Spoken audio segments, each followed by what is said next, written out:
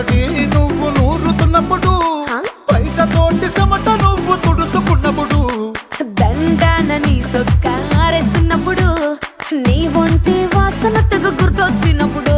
రెండు చేతులెత్తి జుట్టు ముడిసినప్పుడు, జండు కత్తుకొని పడుకున్నప్పుడు, అలసిపోయి నువ్వు ఆవలించినప్పుడు, వచ్చుండై ఫీలింగ్స్ వచ్చి వచ్చి చంపేస్తు